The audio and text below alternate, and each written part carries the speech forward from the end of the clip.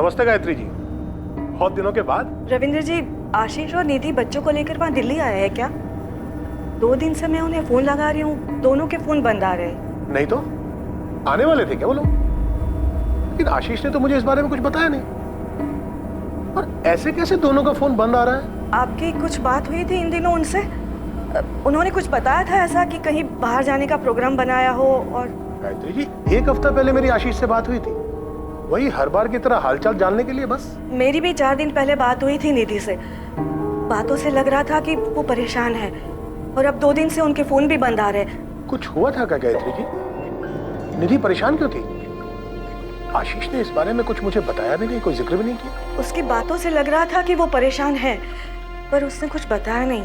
अब मुझे भी चिंता हो रही है गायत्री जी, उन दोनों का फोन ऐसे बंद नहीं रहता है। और दोनों बच्चे कहाँ हैं?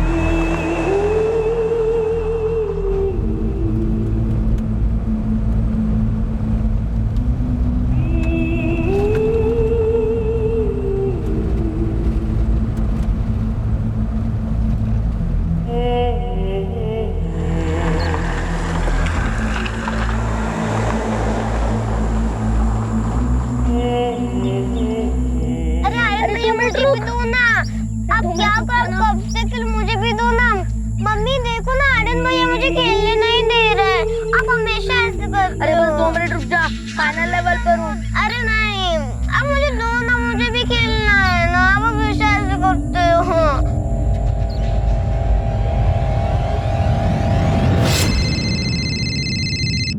हेलो। हेलो विवेक, मैं निधि का भाई अतुल बोल रहा हूँ। हम लोग एक बार मिल भी चुके हैं। कौन निधि? आशीष की वाइफ। ओ हाँ अतुल, कैसे हो? हाँ मैं ठीक हूँ, मैं जोधपुर में हूँ। मैंने बस इसलिए फोन किया था कि आशीष ऑफिस आया है क्या? आशीष तो पिछले 2 दिन से ऑफिस नहीं आया, और उसने ना ही किसी को कुछ बताया है। यहाँ तक कि उसने हमारे बॉस नितिन को भी कोई इन्फॉर्मेशन नहीं दी। मैंने कहा भी था उससे कि जाने से पहले नितिन सर को बता के जाए। वो कहीं जाने वाला था? कुछ बताया उसने? हाँ, फोन आया था उसका 2 दिन पहले। विवेक, मैं निधि और बच्चों को लेकर महाबलेश्वर जा रहा हूँ 4 दिनों के लिए। आज पूरे वेस्टर्न डिवीजन सेल्स टीम की मीटिंग है ऑफिस में, और तू बोल रहा है तू महाबलेश्वर जा रहा है? प्लान अचानक बना, मैं चेंज नहीं कर सकता, मुझे जाना पड़ेगा। कब बनाए प्लान? कल तो तूने इसके बारे में मेरे को कुछ नहीं बताया, और ये मीटिंग तो पिछले 2 हफ्ते से फिक्स है। विवेक, मुझे जाना पड़ेगा, तू किसी तरह मैनेज कर लेना वहाँ पर। तो एक काम कर, तू मुझे नहीं नितिन सर को इन्फॉर्म कर। भाई बॉस वो है, मैं नहीं। तू बता देना सर को। और क्या बोलूं, तू इतनी इंपॉर्टेंट मीटिंग छोड़ के महाबलेश्वर घूमने जा रहा है? नहीं भाई, तू इन्फॉर्म कर दे, नहीं तो महाबलेश्वर तू घूमने जाएगा और बॉस की डांट मैं सुनूंगा। ठीक है, रहने दे, मैं ही बता देता हूँ सर को। लेकिन अब्दुल, आशीष ने नितिन सर को कुछ बताया ही नहीं, बिना बात किए चला गया, और यहाँ अकेला सारी प्रॉब्लम मैं झेल रहा हूँ। महाबलेश्वर में कहाँ रुकने वाले थे? कुछ बताया उसने? नहीं, कुछ नहीं बताया आशीष ने, बस इतना ही कहा था कि 4 दिनों के लिए वो महाबलेश्वर जा रहा है।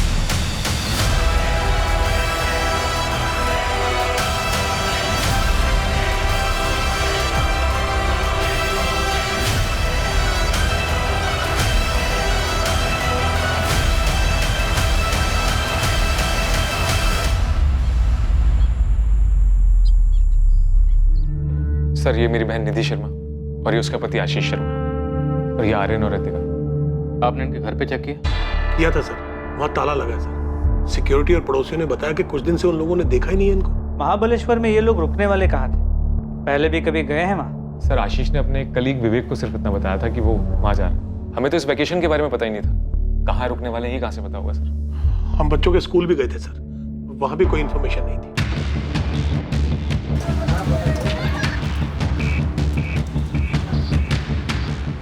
महाबलेश्वर का एक होटल चेक किया गया, लेकिन पुलिस को ना आशीष शर्मा या निधि शर्मा के नाम से कोई बुकिंग मिली और ना ही उनकी कोई खबर। मुंबई से महाबलेश्वर तक के टोल नाका के सीसीटीवी फुटेजेस से भी कोई लीड नहीं मिली। आशीष की कार ने कोई टोल नाका कभी क्रॉस ही नहीं किया था जो उन्हें महाबलेश्वर ले जा सके।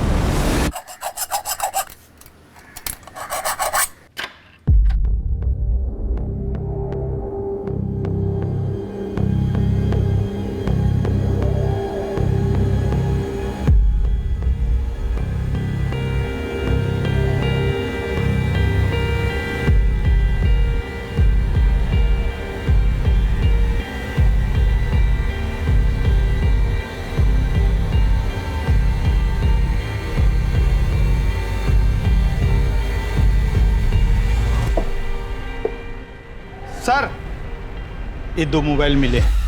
क्या ये दोनों फोन आशीष के ही हैं या आशीष और निधि के? हो सकता है सर, लेकिन मैं पक्का नहीं बोल सकता क्योंकि मुझे नहीं पता वो दोनों कौन सा मोबाइल यूज़ करते हैं। रुक रहा, ऑन करो फोन। हम फार्मा प्रोडक्ट्स में डील करते हैं और आशीष हमारी कंपनी में सीनियर सेल्स मैनेजर है। वो शुरू से ही अपने काम में बहुत एफिशिएंट रहा है, इसलिए उसका अचानक ऐसे छुट्टी पर चले जाना बहुत अजीब है। उसने मुझे इन्फॉर्म तक नहीं किया। इनफैक्ट उसके इस बर्ताव से मैं काफी अपसेट भी हुआ था। क्या कोई ऐसी बात थी जिसकी वजह से आशीष परेशान था? उसकी पत्नी निधि के भाई अतुल ने हमें बताया कि पिछले हफ्ते जब उनकी निधि से बात हुई वो काफी परेशान लग रही थी। नहीं सर, मेरी जब आशीष से बात हुई तो मुझे कुछ ऐसा लगा नहीं। मेरा मतलब है हो सकता है ऐसा कुछ हुआ भी हो पर मुझे महसूस नहीं हुआ। और अगर वो परेशान था भी तो अचानक क्यों एक दिन उठकर महाबलेश्वर क्यों चला जाएगा, और वो भी बिना किसी को बताए? वो लोग महाबलेश्वर नहीं गए। तो फिर कहाँ गए? मेरी तो कुछ समझ में नहीं आ रहा है। वो ऑफिस नहीं आ रहा, महाबलेश्वर नहीं गया, तो आखिर वो लोग गए कहाँ? मैं अभी मिली थी 5 जुलाई की दोपहर को उससे। बच्चों को बस स्टॉप से लेने आई थी, हमारी बात भी हुई। निधि ने तो कोई जिक्र नहीं किया महाबलेश्वर के बारे में। कविता जी, क्या हाल फिलहाल में निधि ने आपसे कोई ऐसी बात कही हो जिससे आपको लगा हो कि वो काफी परेशान है? निधि, तुम एक बार बीकेपी कोचिंग क्लासेस ट्राई करके तो देखो, उनके मैथ्स टीचर बहुत ही अच्छे हैं। कविता, मैंने आर्यन को ऑनलाइन ट्यूटोरियल्स के लिए सब्सक्राइब कर लिया है, वही उसके लिए ठीक है। अरे तेरी बात सही है, लेकिन ऑनलाइन ट्यूटोरियल में टीचर वहाँ खुद तो नहीं होता ना बच्चों को समझाने के लिए, बस कंप्यूटर पे सब कुछ बोल देता है। तू एक बार क्लासेस तो ट्राई करके देख। अगर तू हाँ बोले तो एक दिन मैं अपने पूजा के साथ आर्यन को भी ले जाती हूँ। एक दिन का फ्री ट्रायल ऑर्गेनाइज कर देती हूँ आर्यन के लिए। सच में ऐसे मैथ्स टीचर कहीं नहीं मिलेंगे। अच्छा ठीक है, मैं आशीष से बात करती हूँ। हमने बस रोजमर्रा की बात की थी। उन लोगों का महाबलेश्वर जाने का कोई प्लान है ऐसा तो नहीं बोला। हो सकता है उनके यहाँ घर काम करने वाली कमला को कुछ पता हो। मैडम, मैं 5 तारीख को गई थी उनके घर काम करने के लिए, लेकिन उन्होंने बताया नहीं उन्हें बाहर जाना है, वो भी 4 दिनों के लिए। हमेशा बाहर जाती है तो मुझे बता देती है। कमला, आशीष और निधि के बीच कोई झगड़ा वगैरह हुआ था क्या? मैंने तो कभी ऐसा कुछ भी नहीं देखा है। मैं तो काम करके चली जाती है। 6 तारीख को भी आई थी काम करने के लिए, तो वो वॉचमैन रमेश है ना, उसने बोला साहब और मैडम बच्चे लोग तक कहीं बाहर गए हैं। नमस्ते साहब, मैंने अतुल जी और साहब के पिताजी दोनों को बताया था। मैंने आशीष साहब और उनकी पत्नी को अपने बच्चों के साथ जाते हुए देखा था, और हाँ, साथ में सामान भी था। और साहब, ये 15 नंबर का पार्किंग है ना, ये उन्हीं का है। गाड़ी वहीं लगी थी। वो आए, गाड़ी में बैठे और निकल गए। और कोई नहीं था उनके साथ? और कोई नहीं था साहब, मैं ही ड्यूटी पे था, मुझे पक्का याद है। सर ये 6 जुलाई का फुटेज ट्रांसफर किया पेन ड्राइव में। इसमें चारों दिखाई दे रहे हैं, आशीष, उसकी वाइफ निधि और उसके दोनों बच्चे आर्यन और रितिका। महेंद्र जी के हस्बैंड वाइफ के बीच में किसी किस्म का कोई टेंशन? सोसाइटी में किसी ने कुछ सुना? सर ऐसा तो मुझे कुछ सुनाई या दिखाई नहीं दिया। और वैसे मैंने सोसाइटी में कविता जी, सेकंड फ्लोर वाली मीना जी और अश्विता जी से भी पूछकर बात की थी। ये सब भी निधि की बहुत अच्छी दोस्त हैं। इन्हें भी किसी झगड़े या परेशानी के बारे में कुछ नहीं पता। सर वैसे हस्बैंड वाइफ के बीच में कुछ अंदरूनी बात हो उसके बारे में मैं नहीं बता सकता।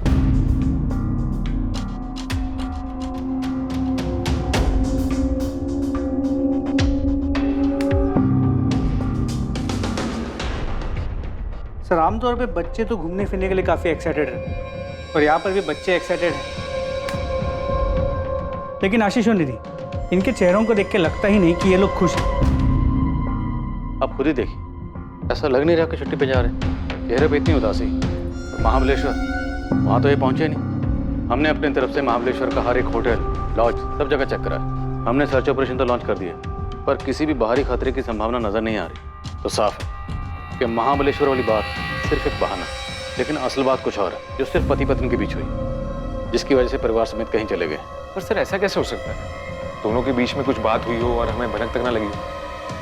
सर अगर दोनों का झगड़ा हुआ होता तो बच्चों पर उसका असर जरूर होता। बच्चे तो खुश नजर आ रहे हैं। हाँ, लेकिन निधि और आशीष वो तो खुश नहीं।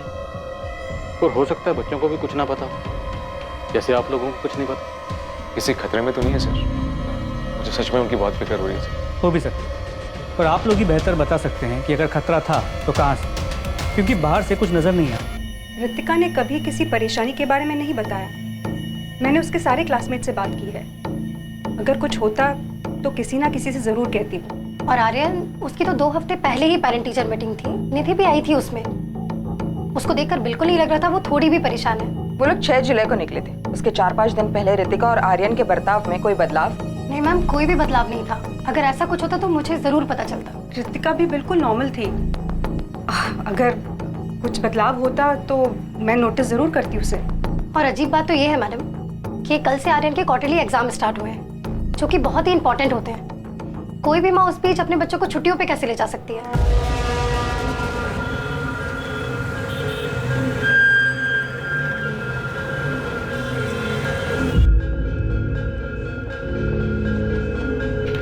सर, दहीसर चकनाका के सीसीटीवी कैमरा में आशीष की कार की फुटेज मिली। दहीसर चकनाका तो मतलब महाबलेश्वर तो नहीं गए, और आशीष ने विवेक को जो बोला था वो सिर्फ एक बहाना ही था।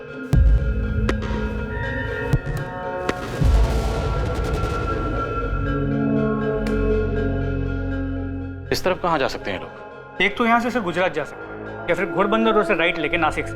नासिक साइड में जो टोल नाका है वहाँ की 6 जुलाई की सीसीटीवी फुटेज मंगा ली और गुजरात बॉर्डर पे भी इंफॉर्मेशन भेज दी। दीपक, मुझे लगता है कि सबके पीछे कोई अंदरूनी मामला छिपा हुआ है। खैर, इन चारों के फोटोग्राफ्स इधर दहीसर से गुजरात तक और उधर इगतपुरी से नासिक सभी पुलिस स्टेशन में पहुंचो।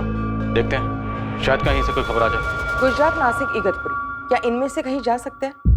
मुझे तो ये समझ में नहीं आ रहा कि ये दोनों बिना किसी को कुछ बताए हुए कहीं क्यों जाएंगे। निधि ने माँ तक को कुछ नहीं बताया। गायत्री जी, क्या उसे निधि ने आपको अपनी परेशानी की वजह बताई थी?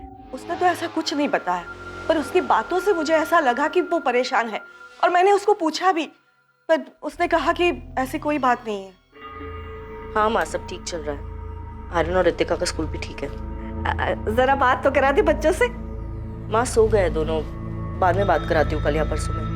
और कुछ बोलना है? नहीं, तो ठीक है ना? कोई परेशानी है क्या? हाँ माँ, मैं ठीक हूँ। बार बार एक ही बात क्यों पूछ रही हूँ? कुछ तो बात है, तो इतना चिड़चिड़ा कर क्यों बोल रही है?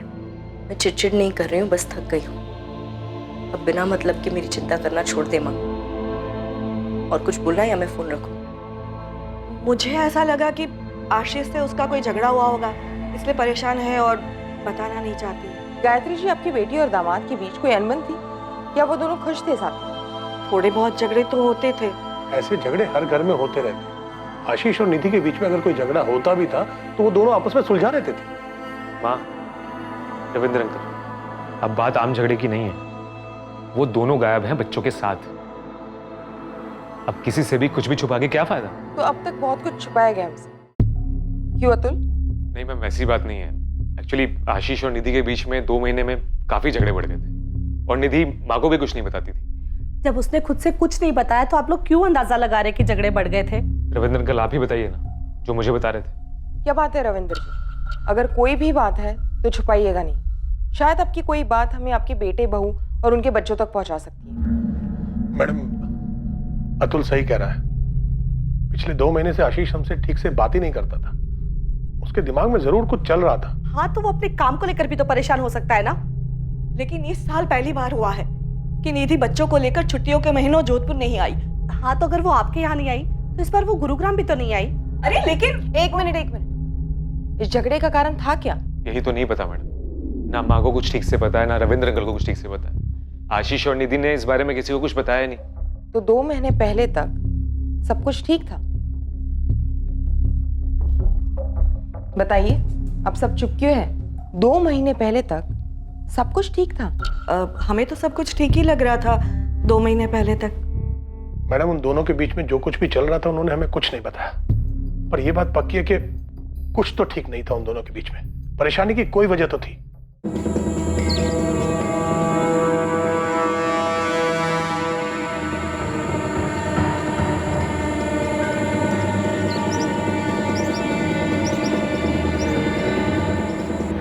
दहीसर टोल नाके से आशीष की कार की फुटेज मिलने के ठीक 1 दिन बाद थाने डिस्ट्रिक्ट के मनोर के जंगलों में आशीष की कार मिलने की खबर आई।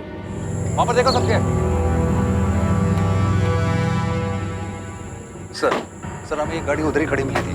अंदर का नजारा बहुत भयानक है, लाशें मिली। करीब 1 घंटे पहले ये गाड़ी यहाँ लोकेट हुई।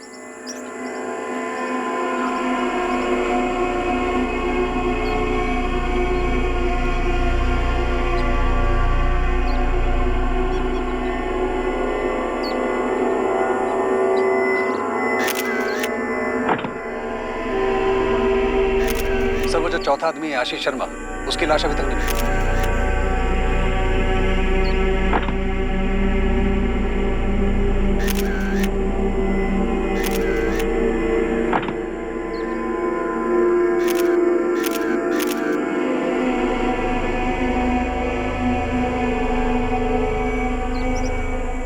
सर आशीष शर्मा की लाश नहीं मिली, लेकिन तलाश जारी है। आखिर इस फैमिली में ऐसा हुआ क्या? इसने जबरदस्ती कुछ किया हो, ऐसा लग तो नहीं रहा। सर चांसेस है कि ये केस सुसाइड का हो, पूरी फैमिली ने एक साथ किया, लेकिन सिर्फ आशीष की बॉडी नहीं। सर मैंने एक टीम भेजी पास की वेतना नदी के, लेकिन सारे देख के तो यही लग रहा है कि पहले सुसाइड करने की कोशिश की गई थी और फिर बाद में हिम्मत टूट गई।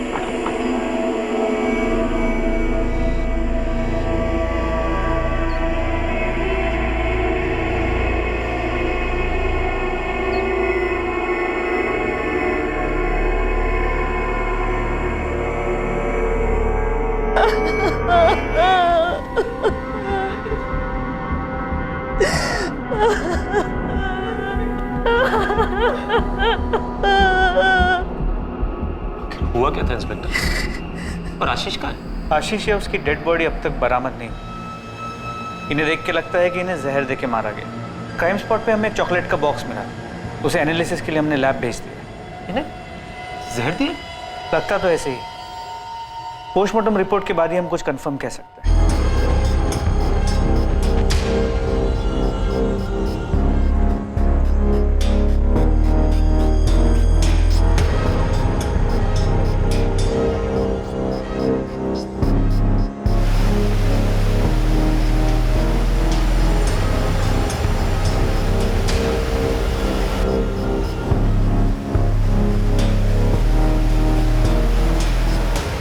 पार्टनर साहब हमारी तलाश जारी है। आज भी 3 डाइवर्स गए हैं नदी में, लेकिन हमें कुछ मिला नहीं। मैंने दूसरी टीम को नदी के आगे भी छानबीन करने के लिए कहा। इस केस में काफी गड़बड़ है। सुसाइड है या मर्डर, या फिर मर्डर को सुसाइड का रूप देकर हमारे सामने परोस दिया गया। मौत की वजह सिवियर पॉइजनिंग है। इन सबको जहरीली दवाई दी गई थी। दवाई? किसी ड्रग कंपोनेंट का मिसयूज किया गया है? हाँ, इस्तेमाल किया गया था। बच्चों को भी यही दवाई दी गई है? हाँ, आपको एक चॉकलेट का बॉक्स मिला था। यस। दवाई शायद उसी में मौजूद थी।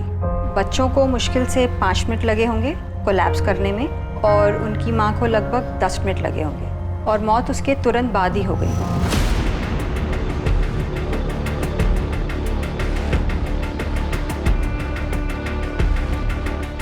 ऑफिसर, आपका अंदाजा बिल्कुल सही है। चॉकलेट्स में दिन मौजूद है, वो भी काफी ज्यादा क्वांटिटी। ये जो बंदा आशीष शर्मा फार्मा कंपनी में काम करता है, तो पक्का इस ड्रग के बारे में जानता होगा। इनफैक्ट हो सकता है कि इसकी कंपनी डिस्ट्रीब्यूटर हो। हाँ सर, हमारी कंपनी की डिस्ट्रीब्यूटर है। आशीष सेल्स में था और इसके बारे में जानता था। सर यकीन ही नहीं आता कि आशीष इस तरह खुद की और अपने परिवार की जान ले सकता है। आशीष ने अपने बीवी और बच्चों को मारने के बाद खुद सुसाइड किया है या नहीं, ये अब तक क्लियर नहीं है। हमें सिर्फ उसके बीवी और बच्चों की बॉडी मिली। इतना क्लियर है कि उसने वो जहरीले चॉकलेट्स क्राइम सीन पे नहीं खाए, इसलिए या तो आशीष या उसकी डेड बॉडी अब तक मिसिंग है।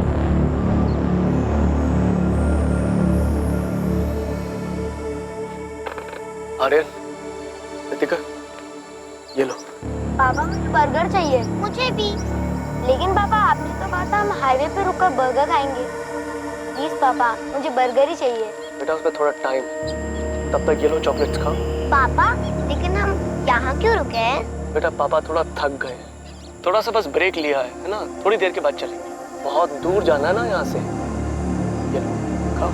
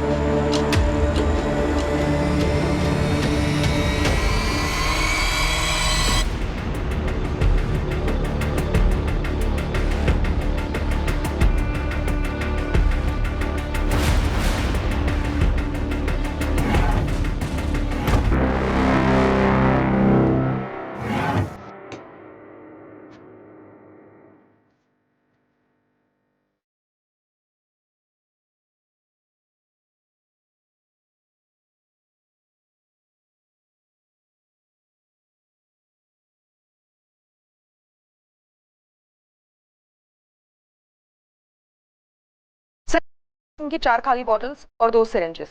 सुसाइड नोट कहीं नहीं मिला। पूरा घर छाना। परिवार में, ऑफिस में और आस पड़ोस में किसी को इनके घर की असली हालत की खबर नहीं।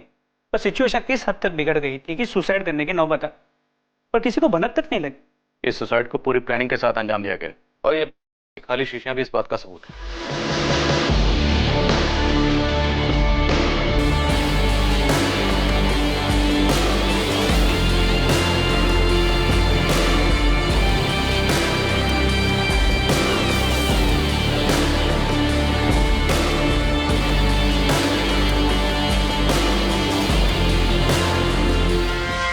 आशीष और निधि के परिवार और जान पहचान वालों के अलावा पूरा शहर ही इस विचित्र सामूहिक आत्महत्या के केस के बारे में सुनकर हैरान था। कई अनुमान लगाए जा रहे थे, लेकिन सब के सब सच से कोसों दूर थे।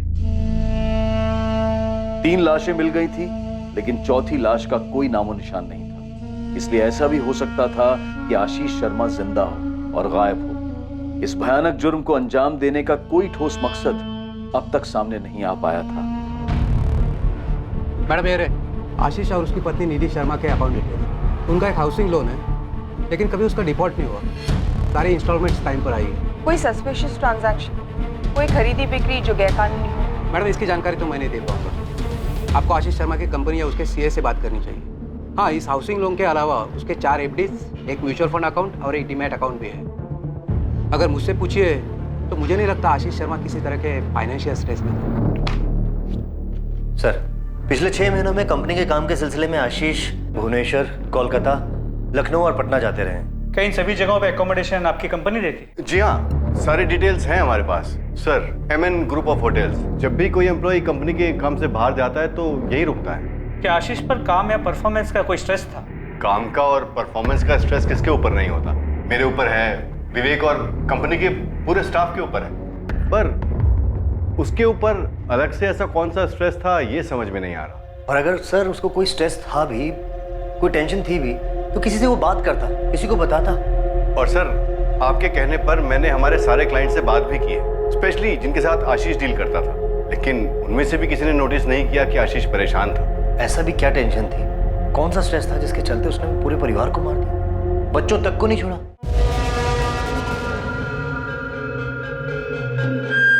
सर, मैंने आशीष और निधि के बैंक स्टेटमेंट और फाइनेंशियल डिटेल्स को बारीकी से स्टडी किया। कहीं कुछ गड़बड़ नहीं लगता। कोई ऐसा ट्रांजैक्शन नहीं जो गलत या गैर कानूनी हो। जैसे बैंक मैनेजर ने हमसे कहा था, फैमिली में पैसों को लेकर कोई प्रॉब्लम दिखाई नहीं देती। सर, आशीष की फोटो को कलकत्ता, भुवनेश्वर, पटना और उन सभी जगहों पे भेजा जहाँ पर वो काम से जाता था, और उन सभी होटल्स में भी जहाँ पर वो रुकता था। दीपक, मुझे नहीं लगता कि आशीष इनमें से किसी भी जगह जाएगा, अगर वो जिंदा है तो। और अगर ये सुसाइड नहीं, मर्डर है तो, जो कि शायद आशीष ने बहुत सोच समझ के की। मर्डर नहीं लगता, यही तो अजीब बात है। पोस्टमार्टम रिपोर्ट में ये साफ साफ लिखा है कि तीनों बॉडी पर स्ट्रगल मार्क्स नहीं है। निधि, आर्यन, ऋतिका, तीनों ने चॉकलेट्स खुद खाई थी। सर, अगर हम मान भी लेते हैं कि ऋतिका और आर्यन को डरा धमका के चॉकलेट्स खिलाई, लेकिन फिर भी निधि का क्या? उसने कोई स्ट्रगल नहीं किया। उसने वो जहर वाली चॉकलेट्स चुपचाप खा ली। कि घर वाले भी कुछ नहीं जानते। कितना अजीब, घर में इतना कुछ हुआ और हर कोई एक ही रट लगा रहा है, किसी को कुछ नहीं पता। सर, होपफुली आशीष हमें जिंदा मिल जाए, क्योंकि अगर उसकी भी डेड बॉडी मिलती तो शायद एक केस हमेशा के लिए अनसुलझा रह जाएगा और मकसद कभी सामने ही नहीं आएगा। जंगल के चप्पे चप्पे में खोज की गई, एक एक कोना छाना गया, लेकिन आशीष शर्मा की बॉडी कहीं नहीं। ये 3 सुसाइड्स और गुमशुदा आशीष शर्मा का रहस्य पुलिस के लिए भी उतना ही उलझा देने वाला था जितना कि उन दोनों के परिवारों के लिए। विक्टिम्स के परिवार वाले उनकी आत्मा की शांति के लिए पूजा तो जरूर कर रहे थे, पर उन सब की मौत हुई क्यों, ये अब तक एक रहस्य ही था।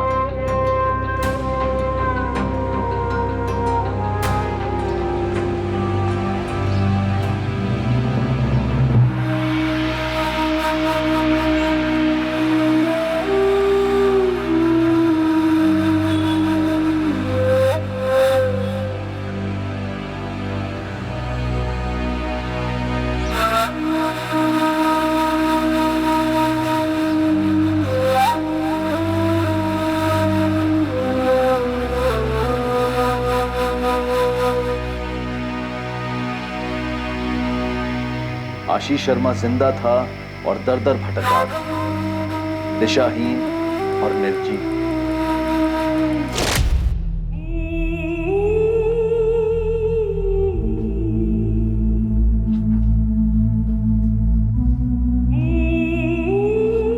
हम सब गले में फंदा लगाकर पंखे से लटक कर मर सकते हैं। पहले बच्चे, फिर तुम, फिर मैं।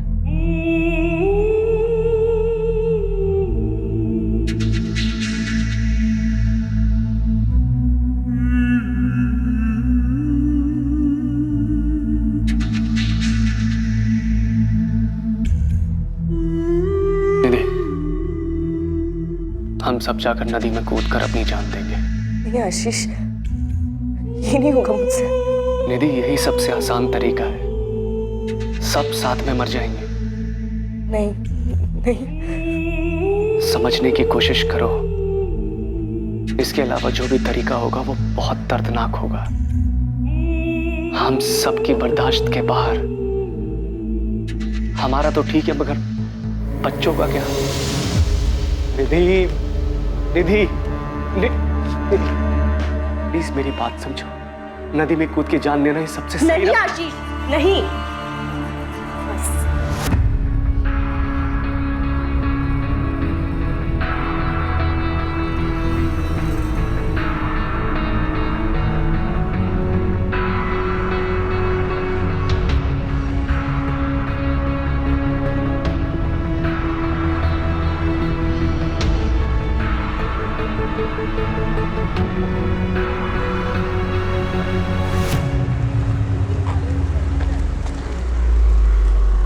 पुलिस पूरी जद्दोजहद के साथ आशीष को आसपास के सभी शहरों में ढूंढ रही थी, लेकिन आशीष इसी शहर मुंबई में भटक रहा था और अब तक पुलिस की नजर में नहीं आया। एक रेप्यूटेड फार्मा कंपनी का एफिशिएंट एम्प्लॉय आशीष शर्मा लोगों के दिए गए दान, भिक्षा पर जी रहा था। शायद उसने जो किया था उसके लिए वो खुद को दोषी मान रहा था। शायद उसे अपने किए पर पछतावा हो रहा था।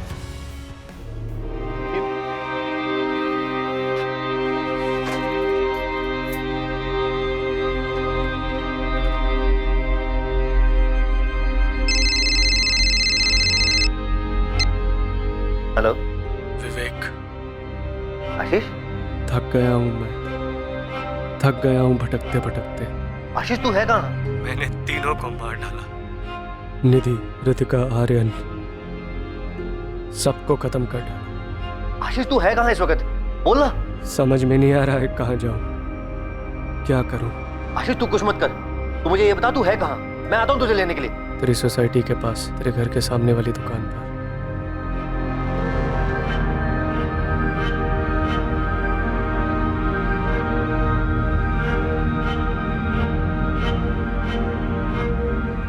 आशीष, आशीष ये तूने क्या कर दिया? क्यों किया? कुछ तो बोल। और ये क्या हो गया तुझे? माँ, अभी अभी फोन आया कि आशीष मिल गया। क्या? उसने कुछ कहा? क्यों मार डाला उसने सबको? उसने अभी तक किसी को कुछ नहीं बताया माँ। मैं अभी मुंबई के लिए निकल रहा हूँ। रविंद्र अंकल और कल्पना आंटी भी वहां पहुंच रहे होंगे। क्यों आशीष, ऐसी क्या मजबूरी थी जिसने तुम्हें अपने परिवार की जान लेने पर मजबूर कर दिया? हम दोनों ने मिलकर यह फैसला लिया था, प्लान बनाया था आत्महत्या करने का। कई सारी तरीके ढूंढे, सबसे आसान यही लगा जिससे किसी को भी तकलीफ नहीं हो। मैं किसी को भी दर्द नहीं देना चाहता था। निधि भी मेरी बात मान गई।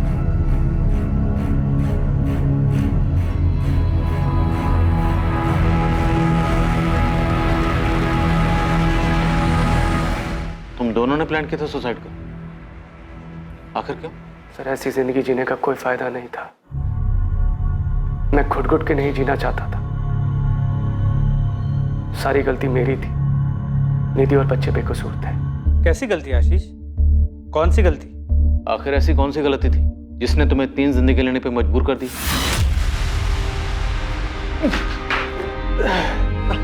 आशीष आराम से बैठो। पी लो आशीष, पानी पी लो। आशीष, कितनी बार कहा है किसी अच्छी डॉक्टर से चेकअप करवा लो। 4 दिन हो गए, तुम्हारी उल्टी बंद होने का नाम ही नहीं ले रही है। हाँ बाबा, करा लूंगा। खुद परेशान हो गया अपनी तबीयत खराब होने की वजह से। तुम आराम करो।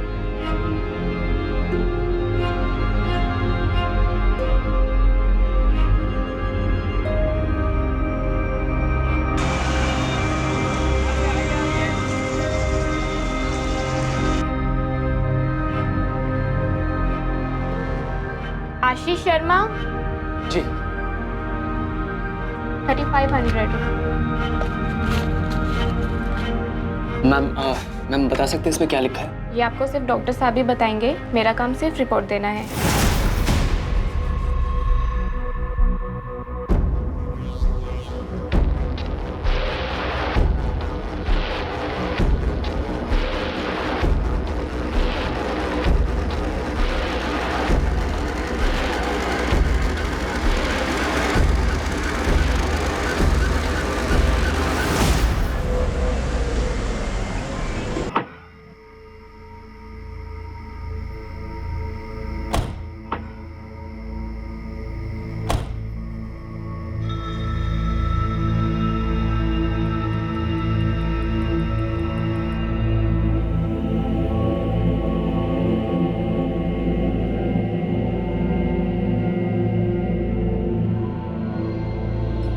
अरे आशीष, तुमने अब तक कपड़े नहीं बदले?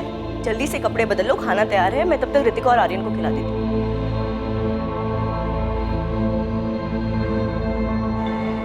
क्या हुआ, तुम ठीक हो ना? आशीष क्या हुआ, कुछ बोलोगे? कुछ बताना है तुम्हें। क्या बताना चाहते हो? जब मैं ऑफिस के काम से पटना गया था, मैंने अपना चेकअप करवाया था और इस बार कोलकाता के ट्रिप में फिर से सारे टेस्ट करवाए।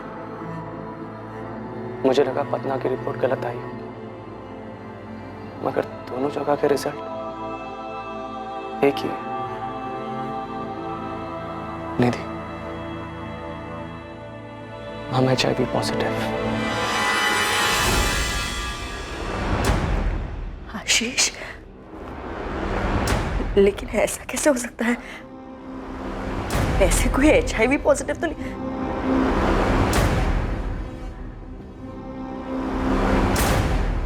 आशीष, क्या किया है तुमने? अब मैं निधि से और झूठ नहीं बोल सकता था। मुझे उसे सब कुछ सच सच बताना पड़ा। कौन सा झूठ?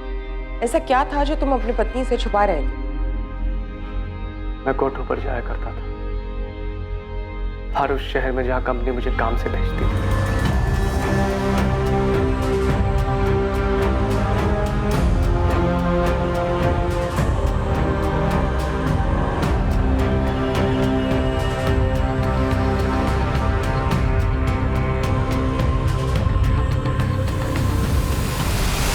कुछ दिनों से, बल्कि कुछ महीनों से मुझे बड़ा अजीब सा लग रहा था।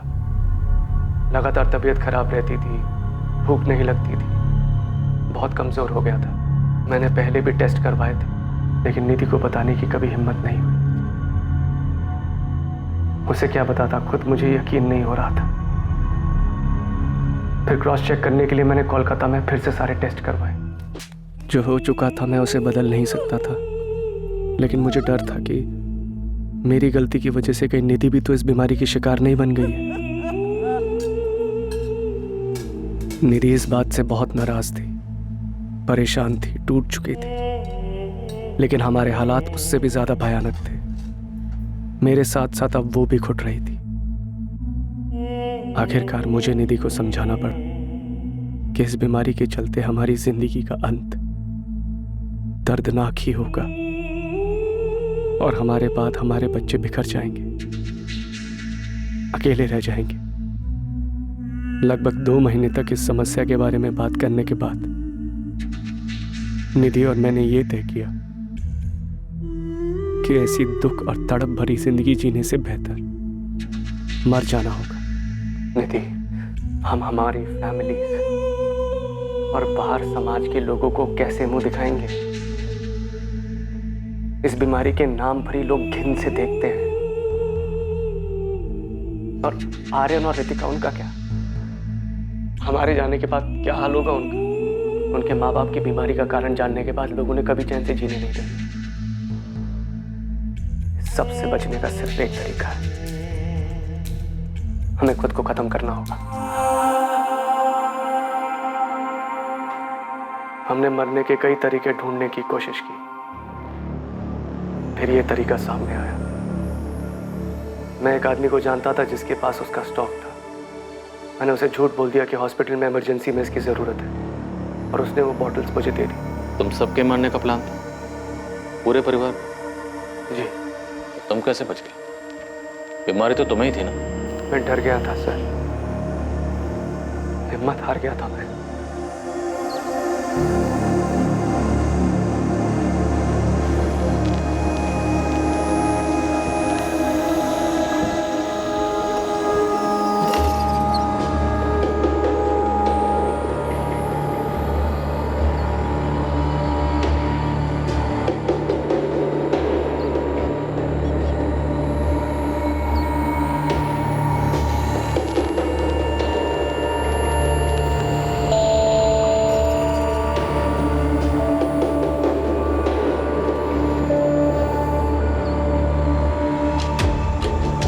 मैं डर गया, मुझसे हिम्मत ही नहीं हुई। मैं वो चॉकलेट नहीं खा पाया, लेकिन उसके बाद भी मैंने अपनी जान लेने की कोशिश की थी। मैं खुद को फांसी लगाने गया, लेकिन वो भी नहीं कर पाया।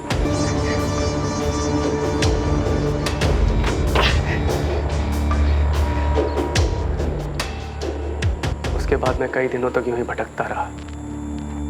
कई बार खुद को मारने की कोशिश भी की, मगर कभी हिम्मत नहीं। सर, मैं गुनहगार हूं अपनी बीवी का, अपने बच्चों का। मैंने बहुत बेरहमी से उन्हें मरते हुए देखा है, सब मेरी वजह से। तो तुम्हारे HIV पॉजिटिव होने की रिपोर्ट कहाँ है? तुम्हारे घर की तलाशी में तो हमें ऐसी कोई रिपोर्ट नहीं मिली, और ना ही घटनास्थल पर तुम्हारी गाड़ी में कोई ऐसी रिपोर्ट मिली। वो रिपोर्ट्स मैंने जला दी थी। और निधि की रिपोर्ट्स वो कहाँ है? मैंने निधि का टेस्ट नहीं करवाया था।